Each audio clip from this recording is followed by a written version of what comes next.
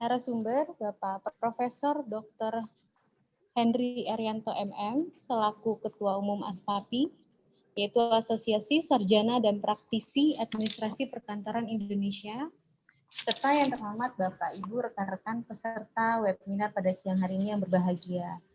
Alhamdulillah, puji syukur kita panjatkan karena berkat rahmatnya kita masih bisa berkumpul untuk bersama-sama menimba ilmu dari para narasumber yang sangat luar biasa ini, meski harus dilaksanakan secara online.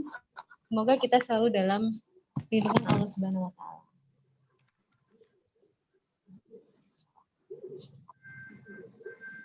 Webinar saat ini mengusung tema prospek lulusan vokasi dalam dunia kerja. Memasuki agenda selanjutnya yaitu menyanyikan lagu Indonesia Raya. Para hadirin dimohon pada posisi yang sempurna.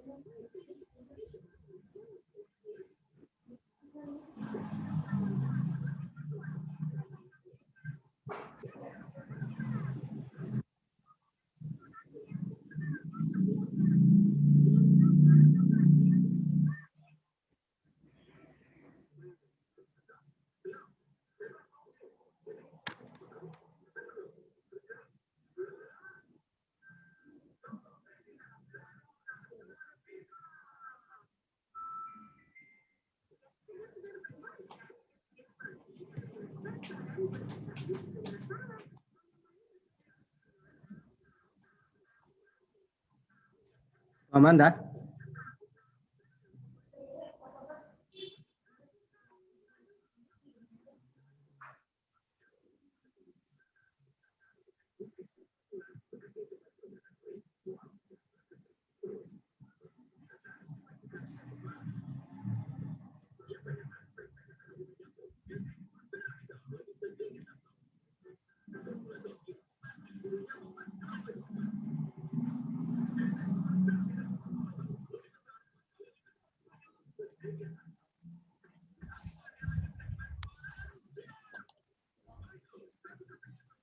Halo?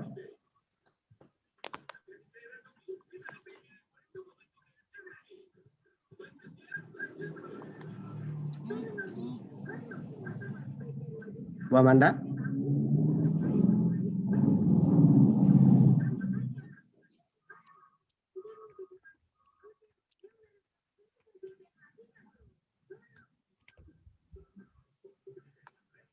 Silakan lagu Indonesia Rayanya. Ya Pak, ini lagi sinyalnya pakai ini. Oh ya. Jangan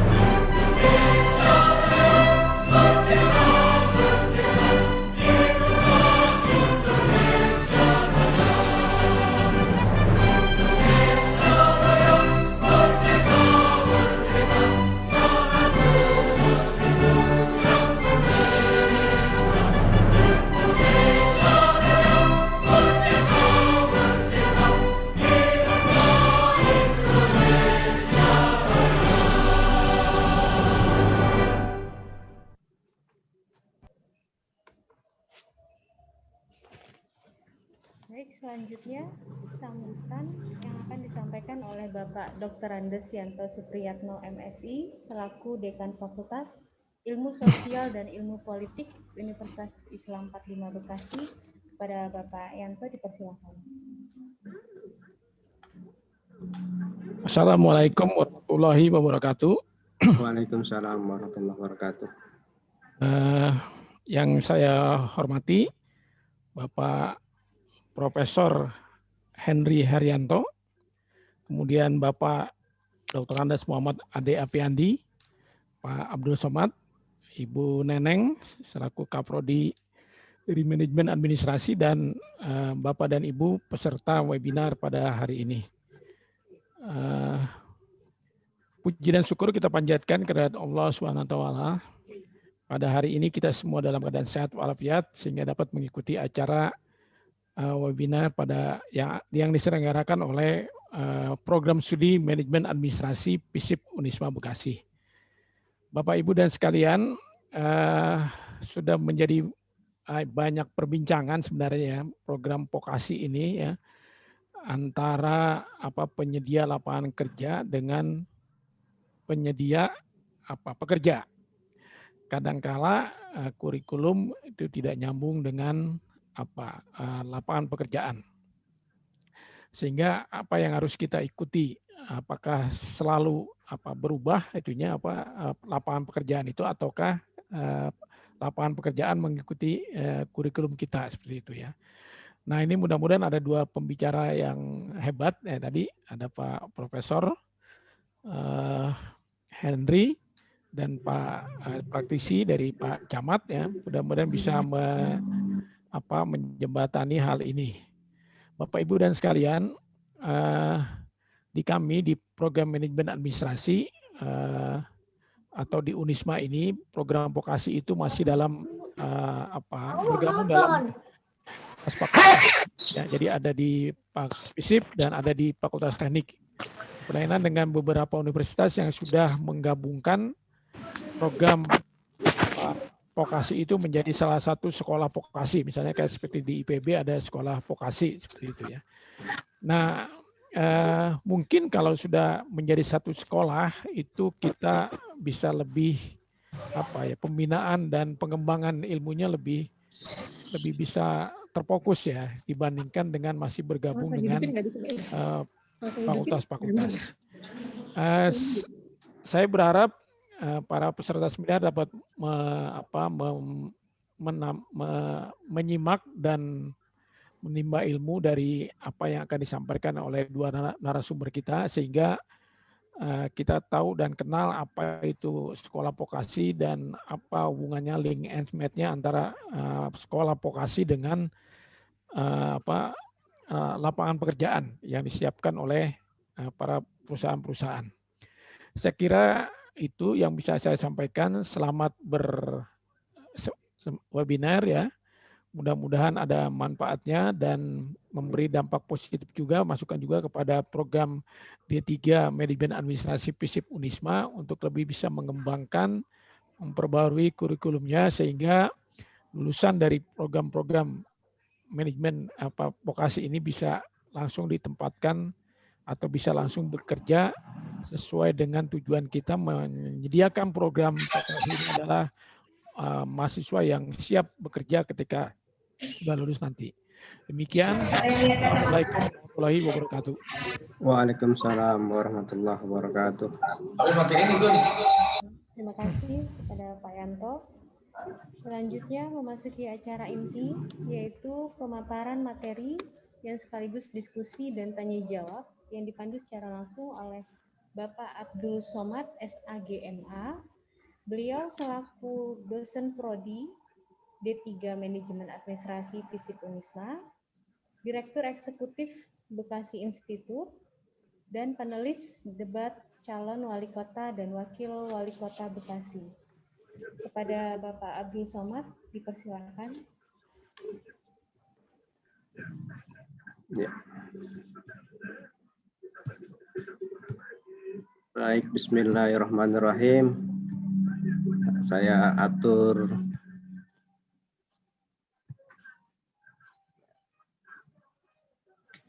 Baik, bismillahirrahmanirrahim. Assalamualaikum warahmatullahi wabarakatuh.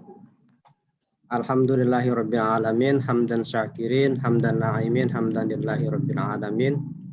Assalatu wassalamu ala sayyidina habibina wa syafi'ina wa maulana Muhammad Rasulullah sallallahu alaihi wasallam. Amin.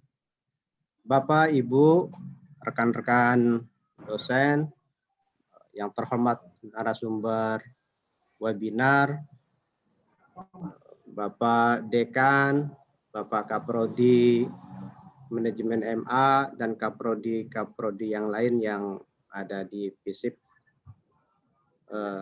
Kemudian adik-adik mahasiswa, adik-adik SMA, SMK yang ikut hadir pada webinar kali ini. Saya sampaikan bahwa peserta yang daftar ada 105 orang sampai terakhir jam 12 itu. Seat yang kita siapkan ada 300 kursi kuotanya untuk webinar ini. Alhamdulillah dari 100 ada 47-48 barusan yang hadir. Bapak Ibu sekalian, webinar kita temanya adalah prospek lulusan vokasi dalam dunia kerja. Kami menghadirkan 2 pembicara. Kami pilih itu dari sisi akademik, yaitu Profesor Dr. Henry Erianto MM, dan kami juga memilih dari user, dari pengguna, yaitu Camat Tambun Utara, Haji Najmuddin SAG MSI. Nah, pada webinar kali ini, Bapak Ibu, kita menggunakan mekanisme pembicara memberikan pemaparan, kedua-duanya memberikan pemaparan terlebih dahulu, nanti setelah itu baru kita buka termin pertanyaan. Nah, untuk pembicara pertama, kita minta Bapak Camat Tambun Utara Haji Najmuddin SAG MSI. Mudah-mudahan masih ada. Tadi sempat terpental soalnya. Pak Najmuddin ada di ruangan? Ya, Pak Haji, ada. Oh, siap. Ya. Saya bacakan terlebih dahulu kurikulum vitae-nya. Haji Najmuddin SAG MSI, tanggal lahir di Bekasi 10 Februari 1977.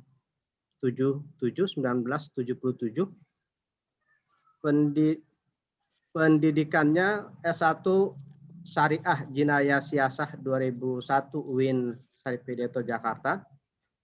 S2-nya Manajemen Lingkungan Universitas Negeri Jakarta tahun 2020. Kemudian S2-nya lagi Ilmu Politik Universitas Indonesia tahun 2004, tapi tidak menyelesaikan kuliahnya. Alasan nanti bisa ditanya sama Pak Camat. Kemudian S2-nya lagi Ilmu Pemerintahan IPDN 2020 sampai sekarang. Jadi masih mahasiswa S2 Pak Camat sekarang. Sebelum jadi camat, beliau adalah lurah pada Kelurahan Bahagia tahun 2013 sampai 2017. Kemudian lurah pada Kelurahan Kebalen tahun 2017. Kemudian sekretaris camat Kecamatan Tambun Utara tahun 2018-2020. Kemudian Camat Tambun Utara sekarang tahun 2021 sampai sekarang. Nah, saya kira itu kurikulum vitae singkatnya. Sebenarnya banyak yang dikirim, cuma terlalu banyak nanti waktu tersita untuk membacakan kurikulum vitae. Saya persilahkan kepada Pak Camat untuk memaparkan materinya. Assalamualaikum warahmatullahi wabarakatuh. Assalamualaikum warahmatullahi wabarakatuh. Yang kami hormati Sivitas Akademika Universitas Islam 45 Bekasi. Yang kami hormati teman saya ini, teman kuliah Bu, Pak Haji Abdul Somad. Kebetulan beliau jadi dosen, saya jadi PNS gitu. Ya, kita sama-sama berjuang, beliau di dunia pendidikan dan wartawan juga. Ya, saya di praktisi pemerintah. Serta hadirin hadirat peserta webinar yang kami hormati, saya dihubungi untuk bicara tentang webinar prospek lulusan vokasi dalam dunia kerja. Tapi saya mengambil subtema sendiri tentang peran dan tantangan dalam kemajuan revolusi industri. Ikut Pak, ikut. Bisa nih.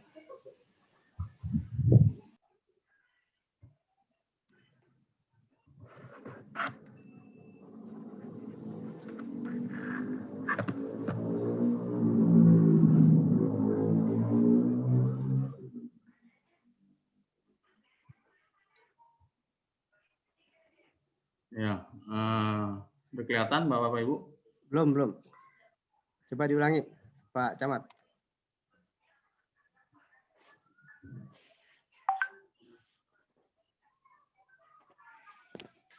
Screenshotnya ditutup dulu, nanti diambil lagi.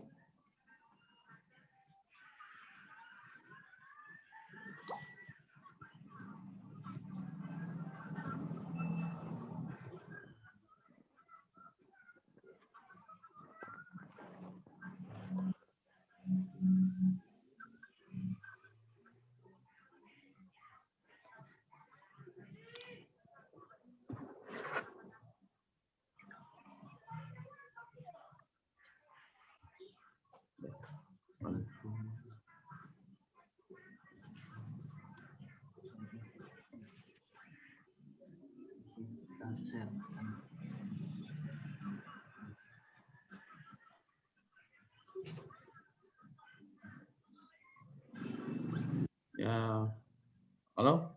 Ya. Sudah Pak?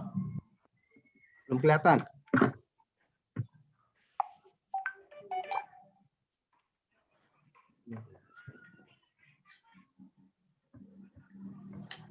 Itu disuruh di apa, double enter itu.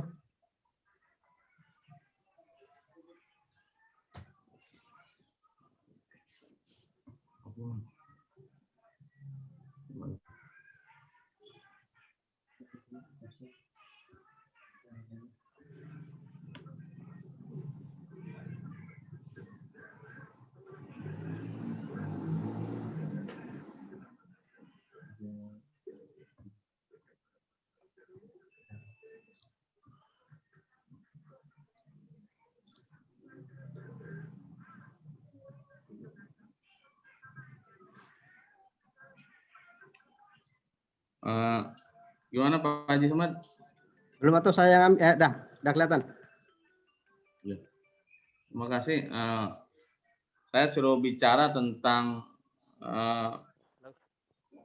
saya cuma bicara tentang peran dan tantangan dalam mengejar revolusi. Ya. Gimana? Kita ketahui bahwa vokasi sekarang memang lagi tren di zamannya gitu ya. Bahwa sekarang orang harus menguasai keahlian tertentu untuk bisa. Nanti kontak aja dia di promosi buat SK. Kita ini gitu. Ya. Nah, saya mencoba memaparkan tentang peluang dan strategi menjawab tantangan. Boleh. Iya boleh nanti. Setelah jam 4 tak apa-apa. Iya, selesainya ya. Oke. Ya, sama-sama ya. Lanjut Pak Camat. Ya, kita lihat dalam diagram ini bahwa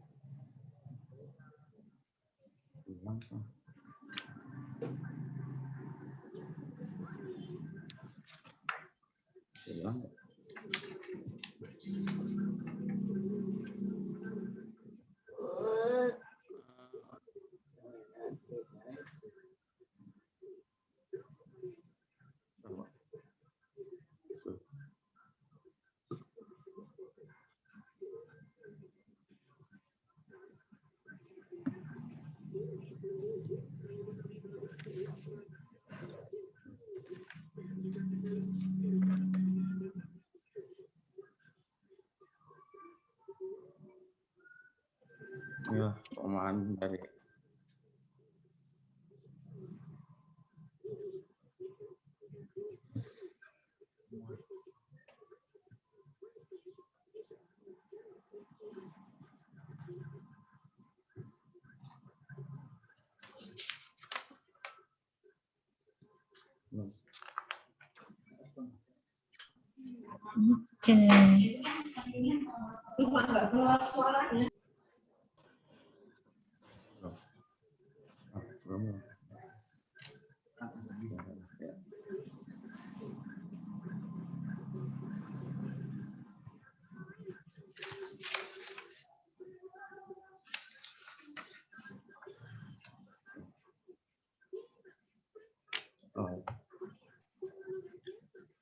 kalau kita lihat diagram ini, kita bisa melihat bahwa negara kita masih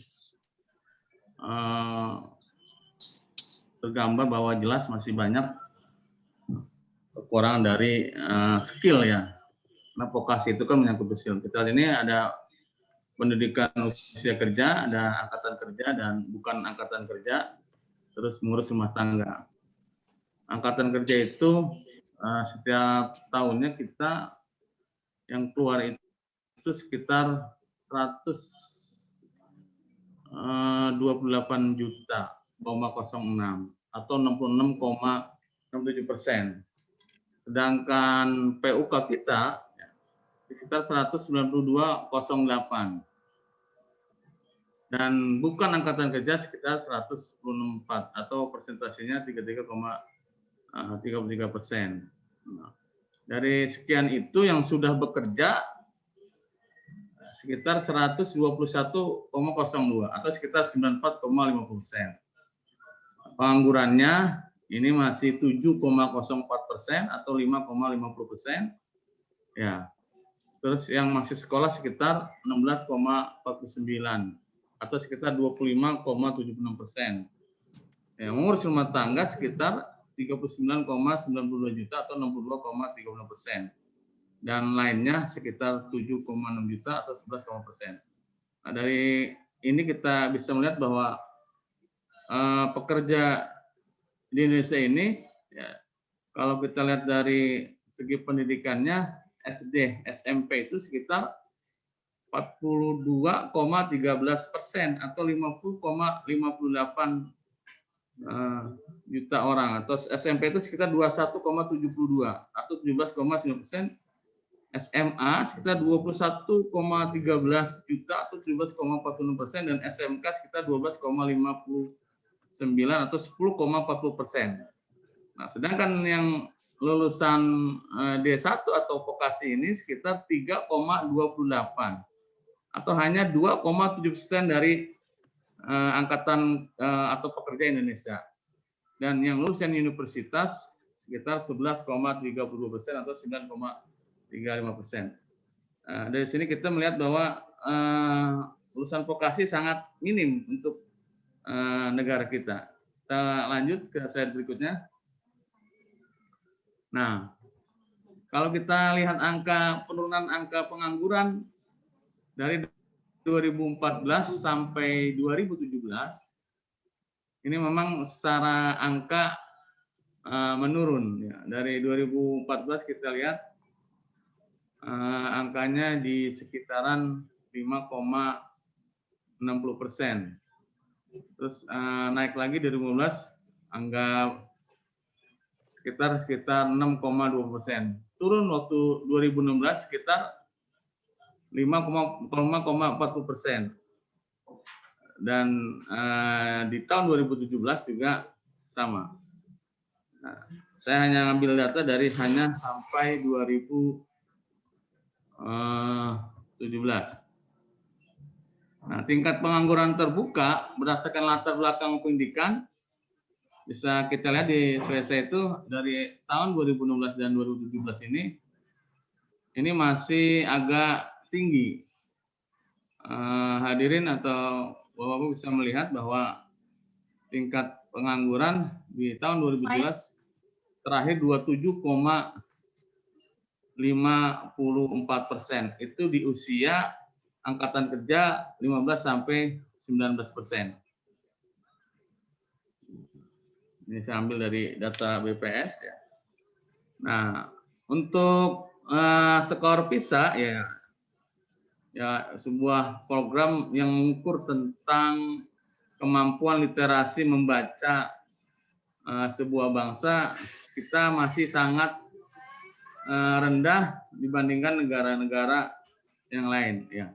Kita bisa lihat di situ ya bahwa kita masih sangat minim untuk tingkat kemampuan membaca ya, atau mayoritas lulusan pendidikan Indonesia tidak memiliki keterampilan dasar untuk mendapatkan kerjaan yang baik atau melanjutkan belajar karena memang literasinya ya, itu sangat rendah. Nah, selanjutnya bahwa di zaman sekarang ini, zaman revolusi industri 4.0 gitu, terjadi disrupsi yang sangat fundamental, gitu. Bahwa semua itu terjadi secara tiba-tiba, apalagi ketika era pandemi ini. Ya, kita ketahui bahwa sekarang terjadi disrupsi sosial, yaitu sebuah fenomena di mana terjadinya inovasi dan perubahan besar-besaran secara fundamental di semua kehidupan tatanan. Ya. Dulu orang tidak kenal Zoom, sekarang kenal Zoom. Dulu orang pesan makanan melalui manual, sekarang bisa melalui aplikasi. Nah, kalau kita lihat ke depan itu, ya, all economy versus new economy, ya, yang sangat dibutuhkan ya, di era digitalisasi ini adalah pekerjaan-pekerjaan yang memang mengikuti era zaman sekarang, itu revolusi industri 4.0, seperti blogger, web developer, kreator atau developer, drone, smart chip listener, smart critical manager, ya, big data, cyber talk, cyber psikologi, cyber patrol, dan yang lainnya. Ya, sedangkan pekerjaan yang dulu seperti tenaga penjualan, manajer pembelian, juru gambar teknik, teknis lain bukan nggak dibutuhkan, tapi alangkah lebih baiknya kita mempunyai skill yang kira-kira menuju new economy, yaitu revolusi industri 4.0 yang berbarengan dengan adanya revolusi industri 4.0 ini. Nah, selanjutnya tantangan disrupsi teknologi dan revolusi industri 4.0. Ya, kalau 2017-2020 itu akan tumbuh trainer, perawat, manajer keuangan, pengacara, agen penjualan dan pemasaran, analisis dan riset pasar, terapis fisiologis, penasihat keuangan, akuntan, manajer, personalis dan SDM, perawat, dokter, dan pengembang sistem perangkat lunak dan layanan berita reguler. Nah, 2021, 2025, ya, pemeliharaan dan instalasi, ahli persuasi, mediasi manajer, kesehatan dan medis, pengendali jarak jauh, analis data, analis manajemen, manajer sistem informasi dan komputer, konselor vokasi, analis dampak lingkungan, dan ilmuwan komputer. Dan 2026-30 itu perancang dan pengendali robot, program kecerdasan buatan, perancang dan pengendali mesin, otomatis, perancang software hiburan dan game online. Artinya ke depan inilah pekerjaan yang dibutuhkan di era revolusi industri 4.0. Nah, kalau pekerjaan yang lama ya bukan tidak dibutuhkan, tapi kemungkinan akan menurun. Seperti manajer administrasi, mekanik, tukang cetak, operator radio, pengganti surat, resepsionis, tukang kayu, ahli las, akuntan, dan operator mesin. Nah, lalu bagaimana peluang anak didik kita dalam strategi menjawab tantangan revolusi industri 4.0? Ya, yang pertama melalui pendidikan vokasi. Pak dosen, Pak Soman mengatakan bagaimana peluang anak didik saya gitu ketika mengambil jurusan pemerintahan. Nanti kita lihat di bawah peluangnya sebatas mana ya. Nah, kalau kita lihat di sini pekerja dudi atau dunia usaha, dunia industri, job seeker versus wirausaha. Nah, terus apa yang dibutuhkan itu apakah lulusan SMK, apa politeknik, akademik, komunitas. Nah, ini yang apa namanya, yang jadi persoalan. Nah, dengan dua ini ya, lulusan SMK dan akademik komunitas itu melahirkan desa baru atau self-starter job creator, terus menghasilkan tenaga kerja yang capable dan produktif selaras dengan kebutuhan industri. Pengembangan teknologi, terapan mobilitas vertikal, dan proses ke politeknik. Ini yang kita lihat ya, bahwa lulusan vokasi dan lulusan SMK yang memang sudah menjurus itu memang harus kurikulumnya juga yang nasional global dan kurikulum lokal global. Boleh kita menggunakan kurikulum yang nasional tapi yang mendunia, dan kurikulum lokal yang juga yang mendunia. Nah, ini sebenarnya untuk pendidikan SMK ya, bukan untuk perguruan tinggi. Tapi kita bahas nggak apa-apa bahwa ke depan itu memang pendidikan model kejuruan itu memang sangat dibutuhkan. Seperti bidang keahlian prioritas revitalisasi, agrobisnis dan agroteknologi, seperti kemaritiman, pariwisata, industri kreatif. Nah, ini sangat dibutuhkan di era kedepannya karena memang zaman sudah sangat berubah gitu ya. Makanya kita harus mempunyai konsep revitalisasi satuan pendidikan gitu ya, revitalisasi satuan sistem pembelajaran, revitalisasi peserta didik, dan terakhir adalah revitalisasi pendidik dan tenaga pendidikan. Kalau kita tidak lakukan 4 hal ini, mungkin negara kita akan tertinggal terus. Ya, kita bisa baca apa itu revitalisasi satuan sistem pembelajaran, apa itu revitalisasi satuan pendidikan, apa itu revitalisasi didik, dan apa itu revitalisasi pendidik dan tenaga pendidikan. Teman-teman bisa baca di slide ini. Selanjutnya,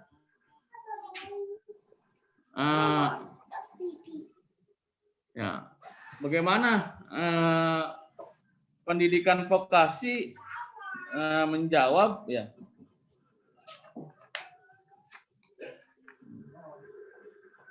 tentang menghadapi revolusi industri. Ya. Bahwasanya adaptasi teknologi dan peran internet sebagai pendukung utama industri menimbulkan disruption di berbagai sektor, termasuk adalah pendidikan kejuruan atau vokasi untuk tingkat perguruan tinggi. Nah, terjadinya tren otomatisasi industri dan pertukaran data dalam teknologi manufaktur yang mana di dalamnya termasuk teknologi cloud computing, cyber physical, sistem, dan Internet of Things menuntut urgensitas penyesuaian kompetensi keahlian dengan kemajuan teknologi. Nah, kalau kita lihat diagram ini bahwa ada 10 pekerjaan yang sangat dibutuhkan di tahun 2020 sekarang ini.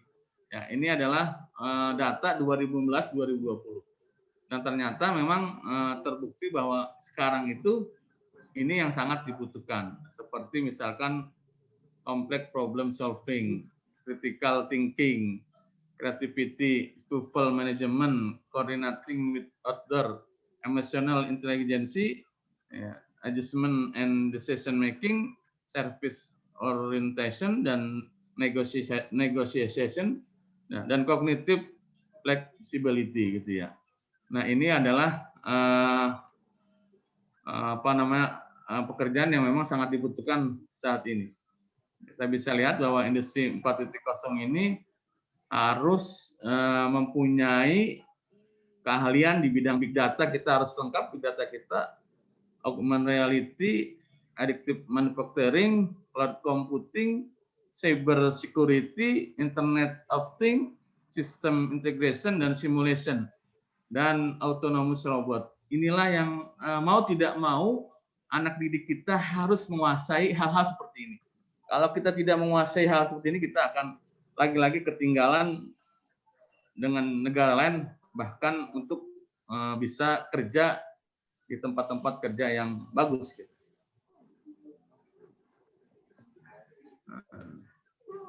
Nah, bagaimana peran perguruan tinggi dalam lembaga pendidikan? Pemenuhan pemerangkat operasional, manajemen mutu dan kontrol implementasi, optimasi peran komite sekolah kalau untuk SMK. Kalau untuk perguruan tinggi saya tidak tahu namanya apa gitu, lupa. Dan pengembangan akses sertifikasi keahlian siswa, perkuat peran alumni dan advokasi kerja. Nah, kita lihat pengembangan akses sertifikasi bahwa di dunia SMK atau dunia vokasi perlu adanya sertifikasi keahlian, Pak. Karena kalau tidak ada sertifikasi keahlian sangat susah sekarang. Minimal kalau kita vokasi D3 itu kita misalkan ahli komputer ditunjukkan dengan sertifikat bahwa kita memang pernah menguasai komputer. Atau ahli las, kita bisa menguasai las, dan yang lain dan yang lainnya. Nah, bagaimana peluang kesempatan untuk teman-teman yang di D3 pemerintahan ini ya? Gimana peluangnya? Di Kabupaten Bekasi sendiri kita punya pabrik, Pak, Ibu, terdapat 6.700 perusahaan di Bekasi, terbesar di Asia Tenggara. Ya, yang membutuhkan itu tenaga terampil luar Bekasi sekitar 5.000. Ya, dan ini yang 5.000 pekerja ini rata-rata adalah orang-orang luar, orang-orang mohon maaf orang asing gitu ya. Kalau Bapak Ibu sering main ke Lipo Cikarang, sering nongkrong di Meikarta atau sekitar Jababeka, itu banyak orang asing. Memang di kita ini Kabupaten Bekasi banyak ribuan perusahaan, Pak. Tinggal keahlian kita apa di bidangnya. Ini yang harus kita pikirkan untuk anak didik kita. Nah, kalau untuk di permintaan sendiri, ya, di Kabupaten Bekasi ini ada 63 organisasi perangkat daerah. Nah, kalau misalkan satu dinas, misalkan lingkungan hidup, itu ada 3 kabid, ada 5 kabid. Nah, butuh berapa orang yang memang skill dalam bidang pemerintahan gitu. Nah, kalau misalkan rata-rata 3 kali 63, nah, udah berapa? Nah, dan itu memang untuk dunia pemerintahan kita dibutuhkan gitu. Nah, belum lagi misalkan kalau ada rekrutmen PNS, dan kalau juga dibutuhkan kita biasanya kalau itu THL, tenaga ada yang lepas, itu kita butuh. Nah, kita tahu berapa tahun ini ada moratorium untuk tidak mengangkat PNS. Yang ada boleh mengangkat THL atau P3K. P3K pun Pemda tidak mau menganggarkan. Karena yang menganggarkan P3K itu Pemda. Nah, kalau semuanya habis buat gaji, selesai sudah. Karena dalam undang-undangnya P3K itu pegawai dengan perjanjian kerja harus sama gaji dengan PNS. Ini yang berat bagi daerah untuk melegalisasi atau merekrut jalur pegawai dari P3K. Paling ya dari PNS ataupun THL. Dan PNS pun sekarang sudah agak jarang, kecuali untuk tenaga pendidik, tenaga kesehatan, dan tenaga yang lainnya ya, semisal inspektorat gitu, atau tenaga pustakaan dan yang lain. Kalau untuk rekrutmen di bidang pemerintahan itu sudah sedikit agak jarang. Tapi jangan kecil hati, THL kita masih terima dan butuh banyak. Karena kebutuhan Pemda juga banyak yang pensiun, banyak yang sudah selesai gitu ya. Dikit ya, dan butuh juga tenaga-tenaga yang masih muda yang pinter IT, pinter teknologi, dan yang lainnya. Mungkin itu saja Pak Haji Somad, sementara dari saya. Kurang lebihnya mohon maaf. Assalamualaikum warahmatullahi wabarakatuh. Waalaikumsalam warahmatullahi wabarakatuh. Terima kasih Pak Camat.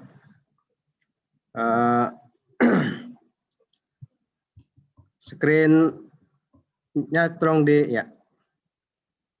Baik. Sebelum kita buka sesi tanya jawab, kita akan mendengarkan pembicara Pak Profesor Dr. Henry Erianto MM. Nah, nanti setelah dua narasumber selesai memaparkan materinya, baru dibuka forum tanya jawab. Baik, Profesor masih di ruangan? Masih. Ya, siap. Terima kasih. Saya akan membacakan kurikulum PT singkatnya saja. Saya tadi minta ke Profesor untuk mengirimkan CV singkat.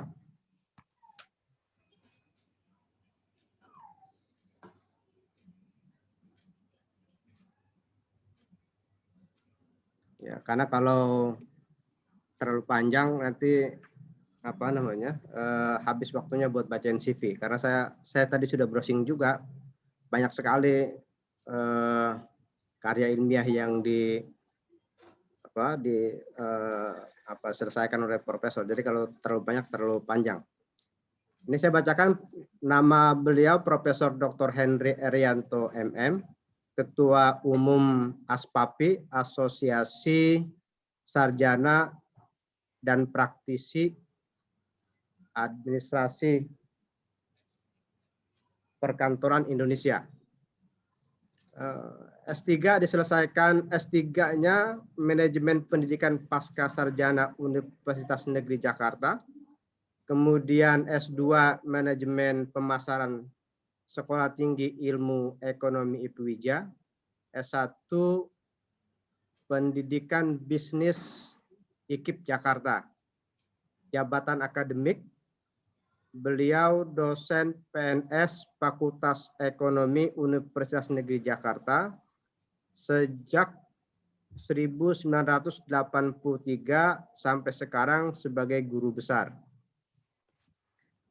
Jabatan struktural, Ketua Edura UNJ 2020 sampai sekarang, kemudian Dekan Fakultas Ekonomi Universitas Maritim Raja Ali Haji Tanjung Pinang 2014 sampai 2016, kemudian Sekretaris LPP UNJ Universitas Negeri Jakarta 2014 selama 6 bulan, kemudian Wakil Dekan Bidang Kemahasiswaan Fakultas Ekonomi Universitas Negeri Jakarta tahun 2005 sampai 2013, kemudian Ketua Program Studi S1 Pendidikan Administrasi Perkantoran tahun 1995 sampai 2003 dan D3 Sekretaris Administrasi Perkantoran tahun 2001 sampai 2005. Pengalaman organisasinya, Ketua Umum Asosiasi dan Praktisi Administrasi Perkantoran Indonesia 2018-2023, Ketua ASPAPI DKI Jakarta 2013-2018, kemudian MPO Purna Paskibraka Indonesia. Profesor juga mencatatkan profil pribadi, ini saya bacakan, seseorang yang selalu termotivasi untuk mengembangkan pendidikan kewirausahaan. Ada nomor kontak, rumah beliau di Perumahan Mahkota Alam Raya, Klaster Anggrek, Blok C1, nomor 19, Kota Tanjung Pinang, Provinsi Kepulauan Riau. Atau di Ispak Apartemen Tower, Ispak Apartemen Tower A, Perumahan Jatinegara Indah, Cakung, Jakarta Timur, DKI Jakarta. Alamat emailnya henry@feunj.ac.id dan jhenryanto@gmail.com. Nomor teleponnya 0811 838 3334. Sudah sangat lengkap, saya bacakan sesuai yang dikirim. Nah, Profesor, ini materinya saya yang buka atau Profesor yang buka? Silakan Pak Somad aja lah. Pak, saya aja ya. Iya. Iya, saya sudah lihat ini materinya di 60, Prof. Iya, kebanyakan. Aduh. Dia aja buat seminar. Ya. Oke ya, Prof. Kita buka.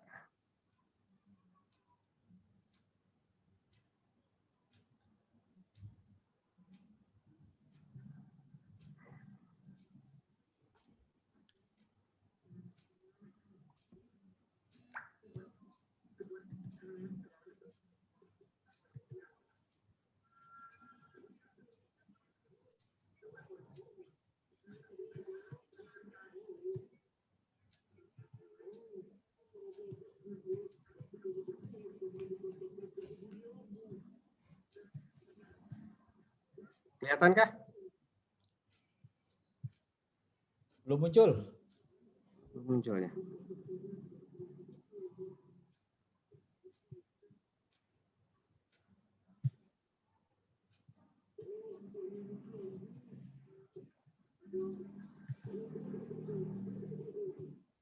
Ya.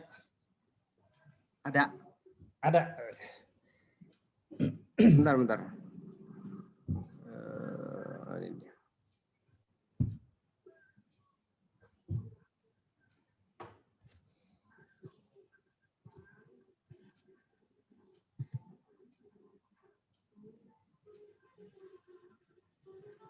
Ya, silakan, Prof. Baik, terima kasih Pak Somad selaku moderator.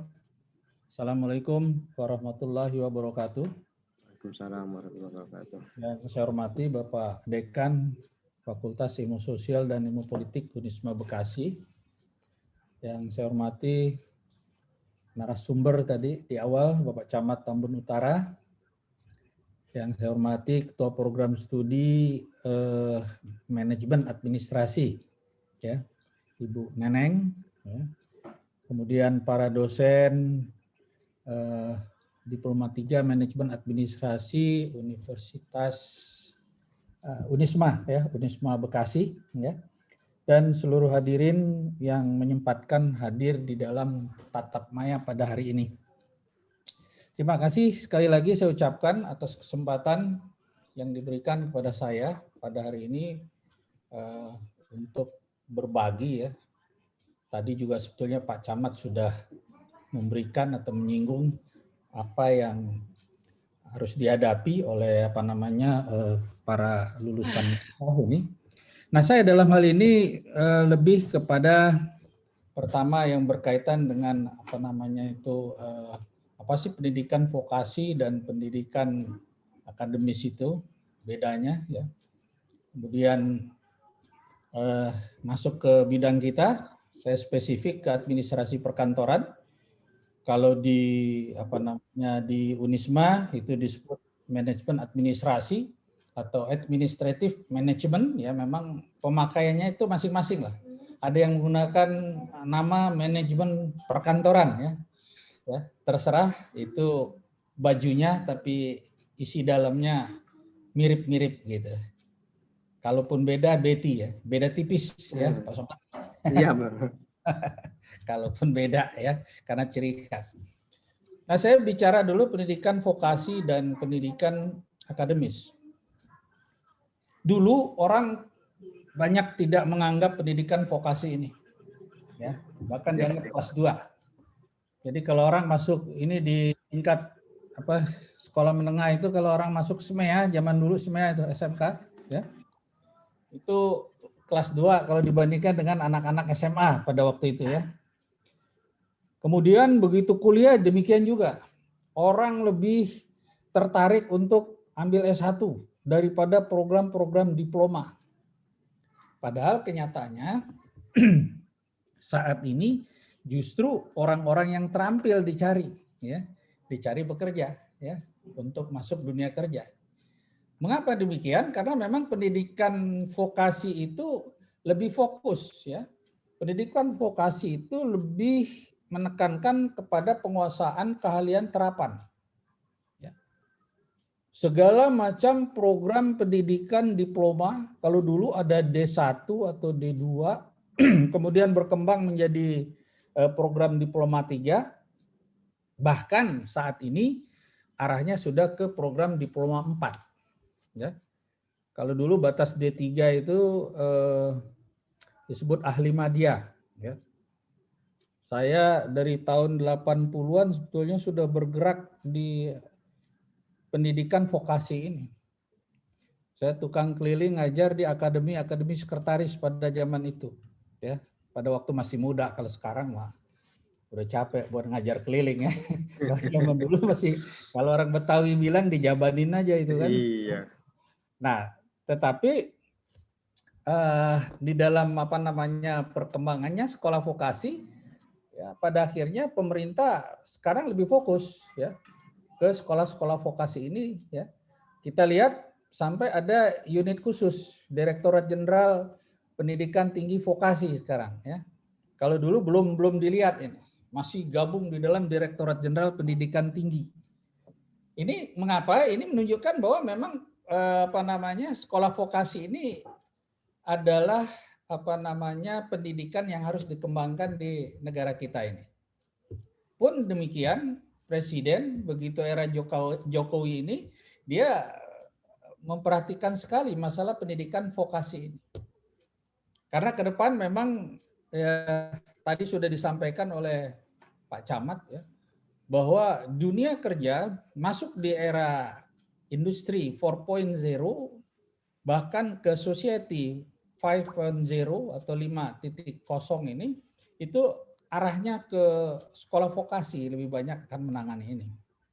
Nah, terlepas dari itu, pendidikan akademik pun ya tetap berjalan tentunya ya. Karena pendidikan akademik jelas berbeda sekali.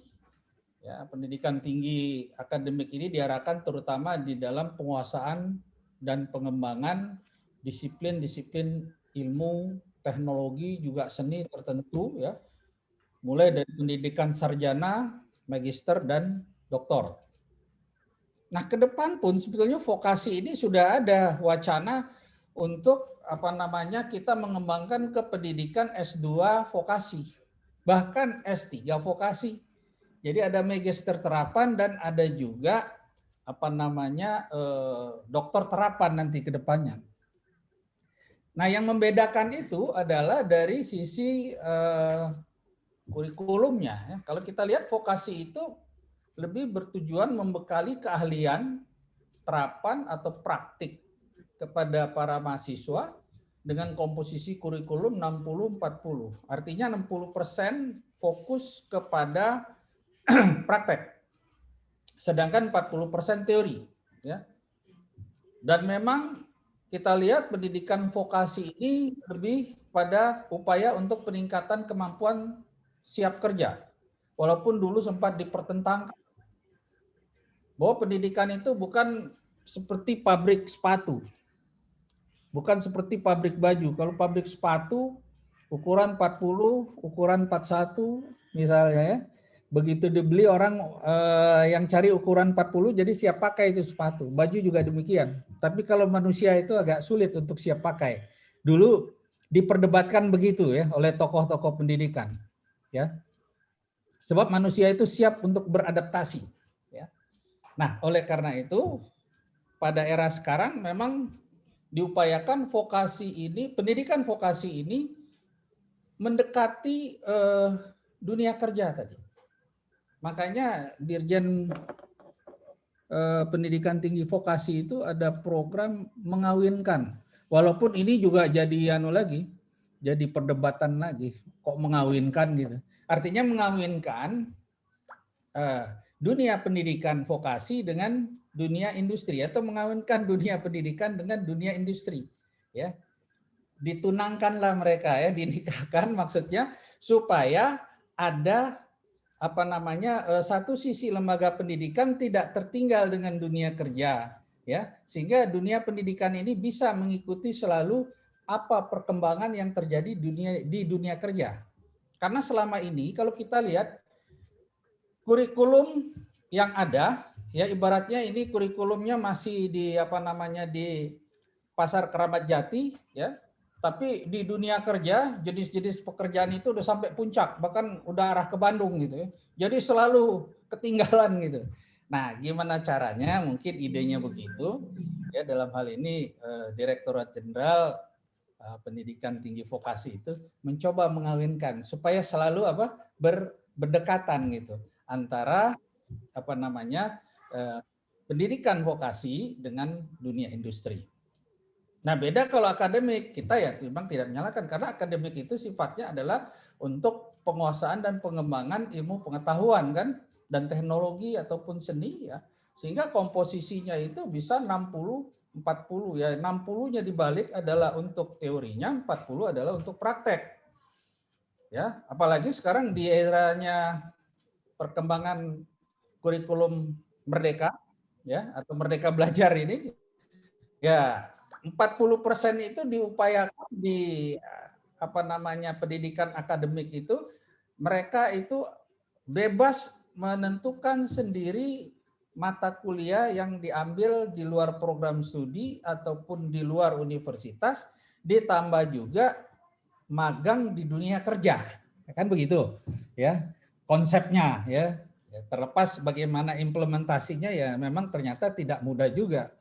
Apakah pihak dunia industri sekarang memang mau sama-sama bertanggung jawab menyiapkan tenaga-tenaga kerja kita yang terdidik dan bisa siap kerja tadi. Ya, kalau tidak mau dikatakan siap pakai, siap bekerja gitu, ya. Nah, jadi ini yang masih tanda tanya besar gitu ya. Itu kan idenya demikian, tetapi biasanya kalau implementasi di lapangan itu ya sampai era selesai pemerintahan ini kadangkala masih di atas kertas ya. Tapi kita lihat aja, insya Allah ini memang bisa ditingkatkan karena sudah ada upaya. Paling tidak kalau saya lihat BUMN itu sudah mulai mendekati kampus ya untuk bekerja sama menerima mahasiswa magang. Nah ini sebetulnya upaya untuk ya menjembatani hubungan yang selama ini kurang akrab ya. Jadi sekarang coba diakrabkan. Nah, paling tidak kita loncat lagi langsung ke bidang kita, administrasi perkantoran. Administrasi perkantoran ini merupakan program studi atau kalau di Unisma manajemen administrasi itu adalah program studi yang memang fokus pada aktivitas atau penanganan pekerjaan-pekerjaan kantor ya. Di mana misalnya berkaitan dengan perencanaan anggaran keuangan, pembayaran dan pendataan suatu organisasi atau perkantoran ataupun di dalam sebuah perusahaan kalau kita lihat ya.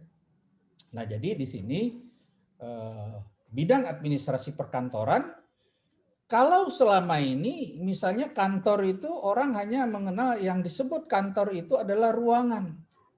Ya. Ruangan ada atapnya, ada dindingnya, ada lantainya, ada meja. Ternyata di era digitalisasi ini kantor itu kadangkala ya tidak mengenal itu lagi. Dengan aplikasi-aplikasi tertentu kita bisa mendesain sebuah kantor. Ya. Kebetulan ada teman di UNJ waktu itu buat suatu penelitian mengenai aplikasi kantor. Jadi bagaimana sebuah kantor bisa terus berjalan tapi tidak memakai ruangan. Bisa saja. Kertas sudah. Halo. Bisa saja direktur ya, direktur itu berada misalnya di sekretarisnya ada di Jakarta ya, atau staf lain berada di Bandung gitu. Tapi mereka bisa kumpul dalam satu aplikasi ini ya untuk melakukan pekerjaan atau menghasilkan suatu produk kerja gitu ya. Nah, ini era yang sekarang ini terjadi. Ya, sebagaimana kita lihat misalnya kenapa orang memilih jurusan administrasi perkantoran yang selama ini misalnya orang kerja di perkantoran itu karena ya dapat bekerja di kantoran. Ya. Kemudian biasanya Halo. Bapak Ibu yang terhormat. Mohon di-mute itu, di-mute. Mohon di-mute. Oke ya, kita lanjut ya. Lanjut, Prof. Ya. Kenapa orang memilih jurusan administrasi perkantoran itu? Kita lihat ini dulu, background selama ini, persepsi orang itu kerja di kantor, ya di ruangan ber-AC ya, dan sebagainya lah ya, yang nyaman lah gitu ya. Ternyata sekarang ini nggak perlu bekerja di dalam sebuah ruangan kantor tadi, sudah bisa tercipta kantor digital tadi ya. Kerja di mana aja bisa. Contoh aja sekarang, saya bekerja untuk pekerjaan di Jakarta cukup dari Tanjung Pinang aja. Modal yang jelas harus ada internet, harus ada komputer atau ada laptop ya. Yang penting tadi internetnya itu lancar aja. Nah sehingga yang namanya kerja di kantoran tadi mulai berubah ya. Sekretaris yang tadinya rapi, bekerja ya, wangi gitu. Mungkin di rumah yang penting rapi, kelihatan di Zoom gitu. Ya nggak tahu, pokoknya atasnya rapi, bawahnya itu mau pakai rok atau enggak kan. Kira-kira kan begitu. Dia bisa bekerja di rumah. Rapat pun bisa dari rumah. Ini yang terjadi perubahan sekarang ya. Kemudian mendapat bekal. Oke, sampai saat ini memang dibekali dengan kemampuan bahasa asing. Biasanya untuk anak-anak kita yang kuliah di program Diploma 3 Administrasi Perkantoran ini. Nah, bentuk kegiatan apa yang sekarang yang tadinya dilakukan katakanlah secara manual tadi ya, yaitu boleh kegiatan menghimpun, mencatat, mengolah, mengagendakan, mengirim sampai kepada menyimpan. Yang dihimpun sampai yang disimpan itu semuanya adalah informasi yang selama ini dilakukan secara manual ya dengan pekerjaan kertas.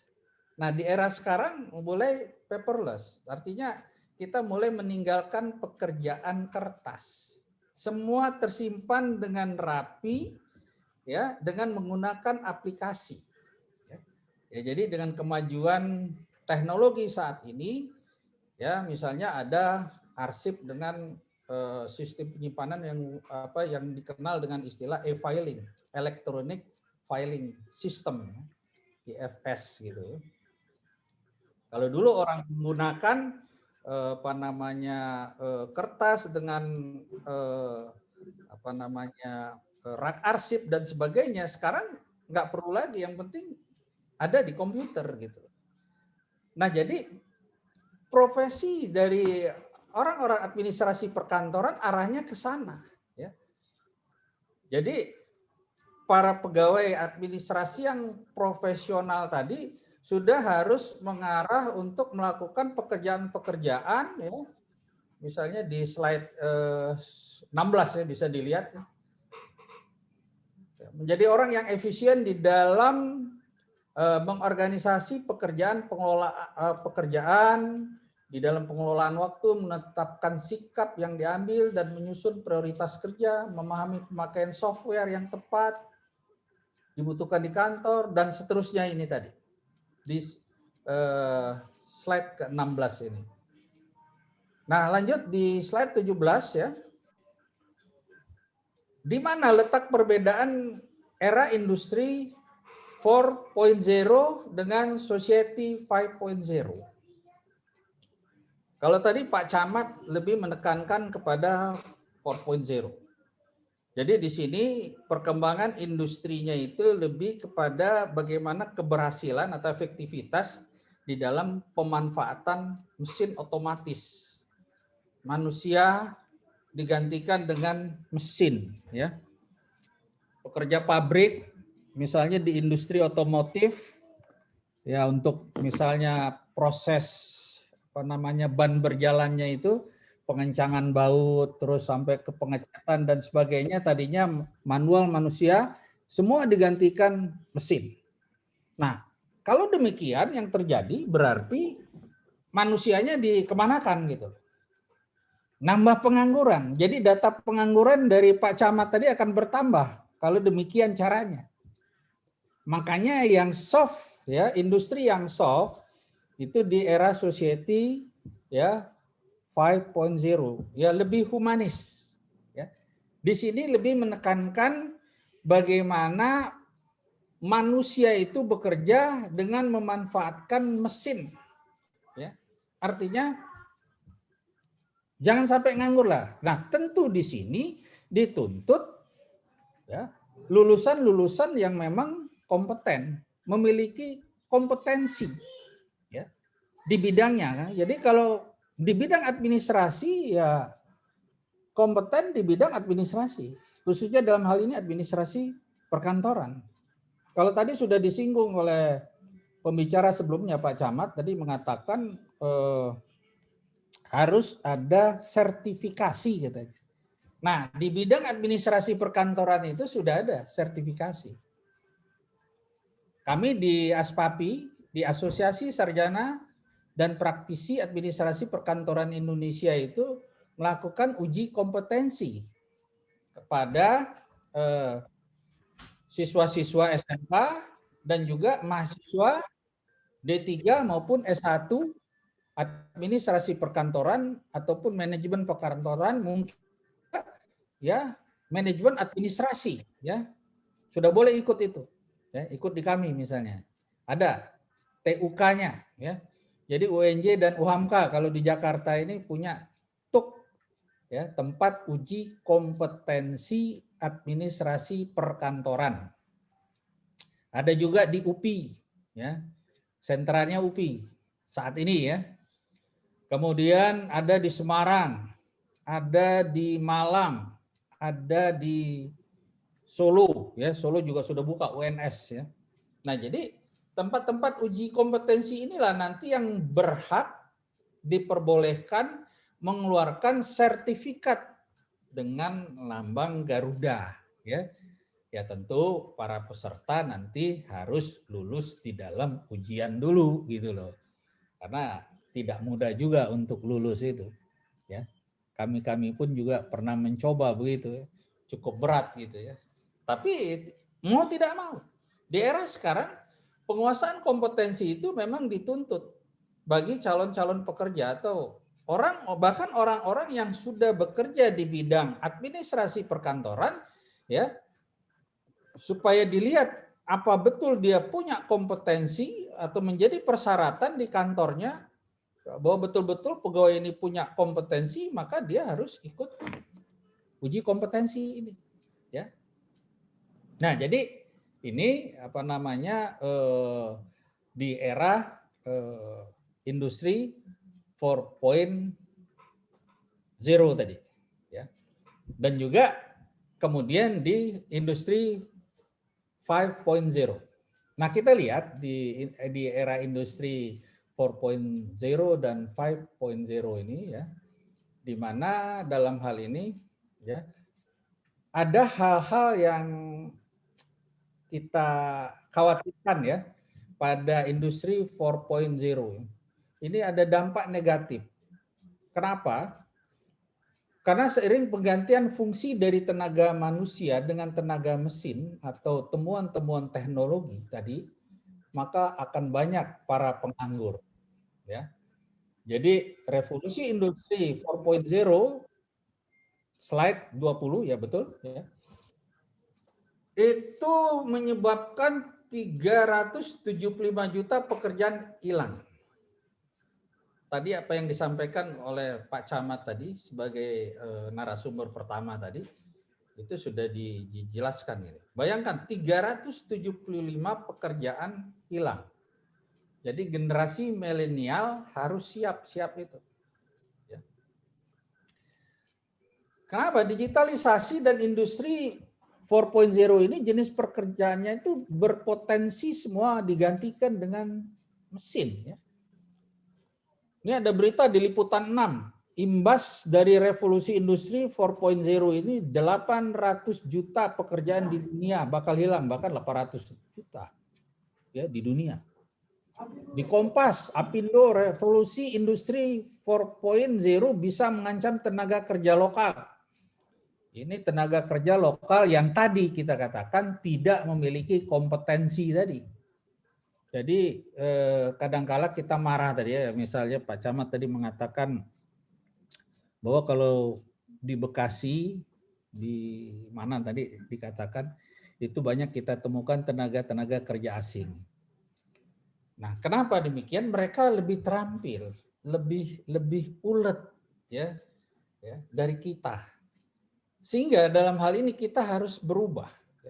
Jadi tenaga kerja bangsa kita memang harus berubah. Kuasai kompetensi yang dibutuhkan di bidangnya ya. Kemudian juga ulet tadi. Ya. Jadi jangan sampai akibat dari industri 4.0 ini di mana era manusia semua digantikan oleh robot-robot tadi. Ini kan suatu hal yang sangat-sangat mengerikan ya. Ya kalau terjadi begitu ya dampaknya ini. Nah, misalnya bisa kita lihat sekarang di bank saja. Di bank itu kalau dulu kita mau store, mau ambil uang harus datang, ya, harus ke counter bank. Sekarang kan nggak perlu lagi, ya. Mau bayar apa-apa ya asal punya aplikasi di handphone, ya tentu ada isinya juga di rekeningnya, ya. Ya tinggal kita nekan-nekan aja ya, pencet-pencet tombol ya jadi terkirim lah gitu. Mau di mana tempatnya dalam sekejap semua bisa dikirim. Nah, yang terjadi kalau dulu misalnya banyak ya pegawai-pegawai bank di depan counter dengan rapi, ya sekarang mau tidak mau itu mulai tergeser. Nah, dengan tergesernya ini berarti tenaga kerja yang ada itu harus ditingkatkan kompetensinya. Mereka harus meningkatkan kompetensi, mau tidak mau itu. Nah, kemudian di era society 5.0 ya, ini lebih mengedepankan human center, jadi berpusat pada manusia. Ya. Dan dalam hal ini berbasis teknologi. Jadi manusia yang betul-betul menguasai teknologi. Ya. Jangan sampai terjadi seperti pada industri 4.0 di mana teknologi menyingkirkan manusia, tetapi di 5.0 ini ya teknologi yang tadinya menggantikan peran manusia justru dibalik, manusialah yang harus menguasai teknologi tadi. Teknologi itu dikuasai manusia untuk membantu ya kesejahteraan umat manusia. Itu yang diharapkan ya. Nah, kemudian kita lihat problem ya di era ini, kita cepat-cepat aja nih langsung ya, di slide 24 di kebanyakan soalnya 60 Bro. Di era society 5.0 segala kecanggihan teknologi seperti robotik, data science, cloud, big data tadi, drones ya, drone tidak akan membawa manfaat apabila manusia sebagai pengguna tidak dapat mengoperasikannya. Jadi sekarang ini di dunia maritim, tadi kan ada tuh dunia maritim, lapangan kerja bidang maritim oleh Pak Camat tadi. Kalau dulu nelayan ngelihat arah angin, ngelihat sinar bulan, ya kemana? Ya ini kata orang pulau karena saya ini tinggal di pulau. Mereka akan tahu, oh di sana banyak ikan. Ya, kalau mau cari ikan ini jam sekian, ya. Feeling dia memang tepat. Tapi apakah sampai saat ini banyak nelayan yang punya feeling demikian? Kan udah agak susah juga nyari yang begitu ya. Nah sekarang orang pakai drone, ya drone laut. Gitu. Cukup sebesar paha atau sebesar betis alat itu, ya dia meluncur aja dicari di mana. Itu akan ditemukan laporan dia ke komputer di daratan. Oh di situ lokasi banyak ditemukan ikan-ikan di sana. Nah itu sekarang ini. Nah siapa yang mengoperasikan ya manusia di belakangnya. Jadi mereka pegang laptopnya, drone digerakkan jalan. Bahkan kemarin yang mencari pesawat jatuh di antara apa namanya di Kepulauan Riau ini itu ada drone milik Fakultas Perikanan Universitas Maritim Raja Ali dipinjam. Cuman katanya harga drone-nya itu berapa M gitu ya. Itu belinya juga di Eropa. Meluncur ya. Ya membantu apa angkatan laut dan sebagainya. Oh, ditemukan tuh apa pecahan-pecahan kapal yang jatuh itu. Nah, demikian juga drone ini bisa mendeteksi tadi yang saya katakan, oh di sini ikan banyak ya. Atau ada sumber apa namanya daya alam lainnya ya, misalnya gas atau apa. Jadi ke depan gitu. Tapi semua yang menggerakkan adalah manusia. Ya, tetap di belakangnya ya, tapi manusia yang terampil. Saya sendiri nggak bisa ngerakinya gimana. Ya saya cuma nonton aja drone-nya jalan gitu. Oh iya begitu caranya. Cuman mereka training dulu lama itu ya. Nah, jadi kalau kita lihat tadi di problemnya ini ya, sehingga dalam hal ini solusi untuk problem itu ada 3 hal ya. Artinya kemampuan di dalam memecahkan problem yang kompleks, kemudian berpikir tadi sudah disinggung juga critical thinking, kreatif ya. Makanya disinggung tadi oleh Pak Somad profil diri saya senang apa tertarik ya. Memang dari dulu saya pendidikan kewirausahaan itu selalu saya bicara. Pertama kali Dikti mengeluarkan apa namanya program mahasiswa wirausaha, saya kebetulan waktu itu diminta oleh PR3 UNJ, coba bantulah dari FE. Siapa? Saya dipanggil jadi tuanya, cuman saya kan ada dioper lagi ke yang muda-muda ya, kegiatan untuk pengembangan kewirausahaan, dan alhamdulillah sampai sekarang. Ya walaupun terlepas program itu udah sepertinya udah nggak terlalu ini lagi, mungkin berkaitan dengan dananya dari Dikti ya. Kalau dulu ada itu mahasiswa dapat 5 juta ini ya, 1 orang, jadi kalau dia berkelompok 20 juta. Kira kan kembangkan industri-industri kecil ya, mikro kecil ya, jadi mereka ini. Nah itu creativity, makanya di era 5.0 tadi creativity ini penting, orang-orang yang kreatif. Next ya. Nah, jadi kemampuan memecahkan masalah ini ya, dan seterusnya ya. Nah ini yang harus disiapkan kepada anak didik kita atau lulusan kita ke depan ya.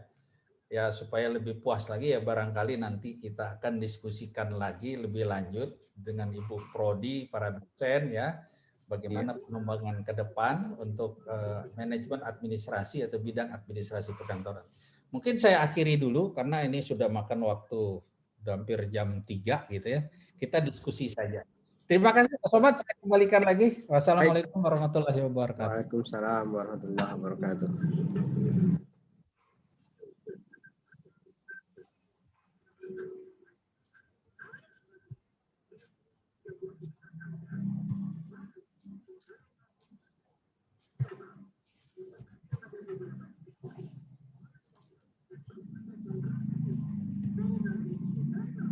Baik, Bapak, Ibu, rekan-rekan, mahasiswa, pelajar yang saya hormati, narasumber kita yang luar biasa sudah memberikan paparannya, dan saya kira sangat gamblang. Saya mencatat 1 poin saja dari 2 pembicara itu, pembicara yang tadi kita dengarkan, bahwa kompetensi sangat penting. Kompetensi sangat penting bagi lulusan vokasi ini. Baik, sebelum saya bertanya, saya ingin membuka ruang buat Bapak, Ibu, dan para peserta webinar untuk bertanya. Yang ingin bertanya silakan di unmute mic-nya. Yang ingin bertanya silakan di unmute mic-nya atau menggunakan raise hand juga boleh. Ada di aplikasinya, di fasilitasnya. Silakan. Atau Kak Prodi saya mau komentar. Bu Neneng.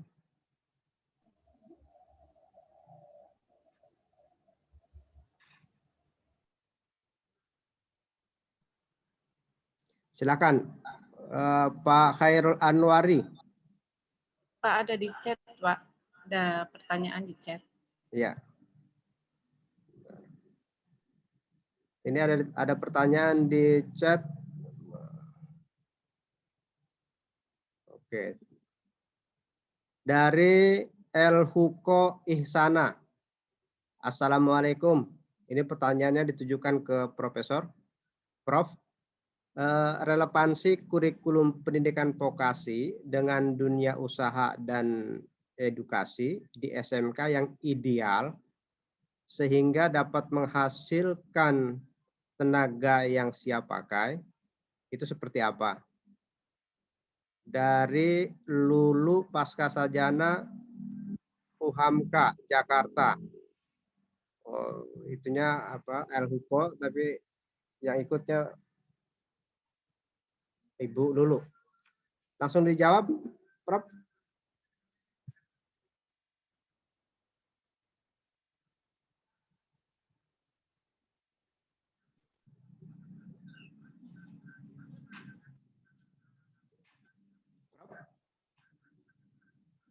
Profesor.